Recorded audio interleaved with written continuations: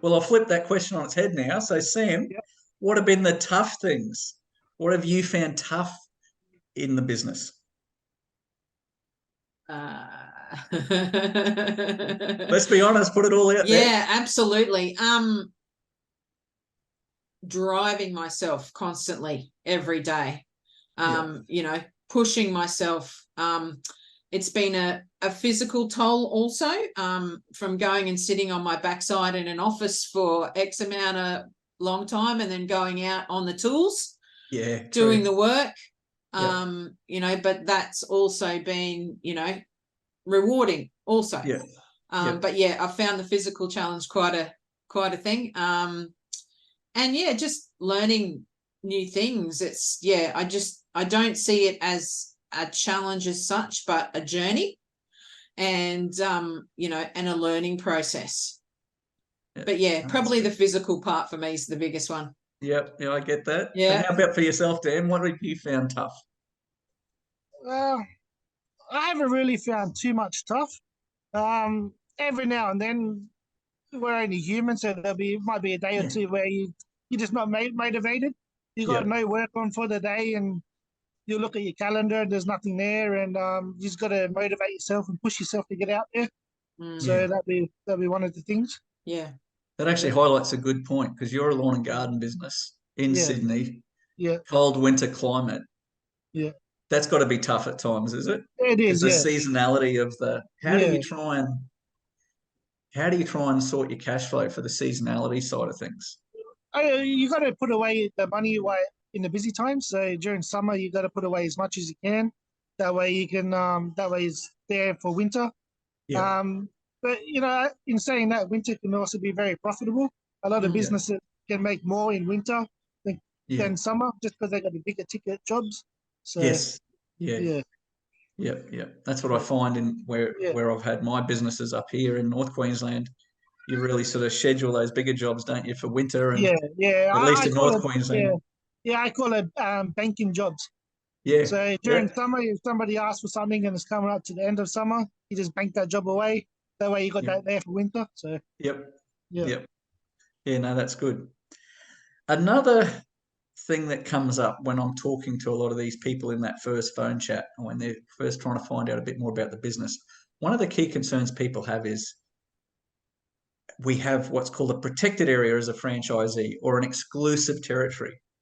And the concern a lot of people have is that could that restrict you? Does that restrict you? I guess for you both, have you found it restricting having a protected area? For me, I haven't, no. I haven't found it restricted at all, because you got your protected area, which, from what I understand, it averages out to about 3,500 houses per area.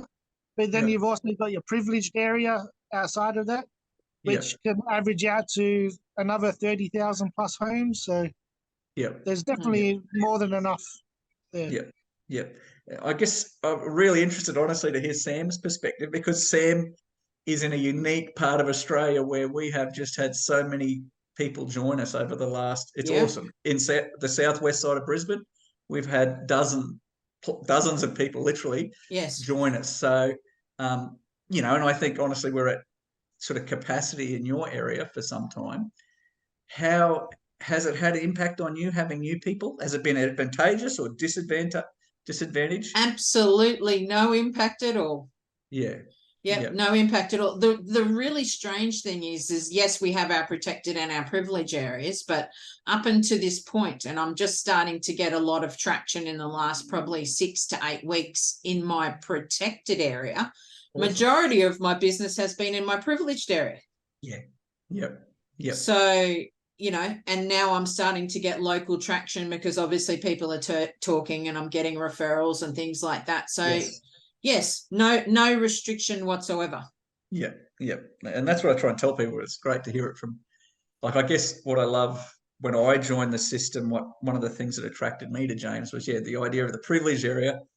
It sort of helps with cash flow, because, you know, you've got this massive catchment area but like Dan said, when he had his own business driving all over Sydney, whilst it's good to have a big catchment area, you don't want to be driving everywhere, because that's dead time that you can't Yes. invoice out. Yes. And so I think, Sam, what you're seeing, because you started 8 months ago, something like Yeah, that. 1st of April. Yep. And Yeah. we are now, just for the sake of the video, where are we? End of November. Yes. So what you're seeing is the impact, I believe, of you being in that area. You know, Yes. all the driving around, the brochures, that local marketing. Yes. You're starting to see the impact of that. So you will find, we call it nesting. Everyone has this massive catchment area, customers everywhere, and then as their businesses take off, the clients, you end up nesting them. So Yes. which at the end of the day, we sell time. You know, yes, we've got to do gold medal service, but it's all about time, isn't it? So Yes. Yeah. Yes, you know, definitely. you're not, if you're, like you said, Dan, before, 5 minutes between jobs, you're smashing it. Yeah, definitely. Yeah. And that's why your hourly rate goes up as well. So.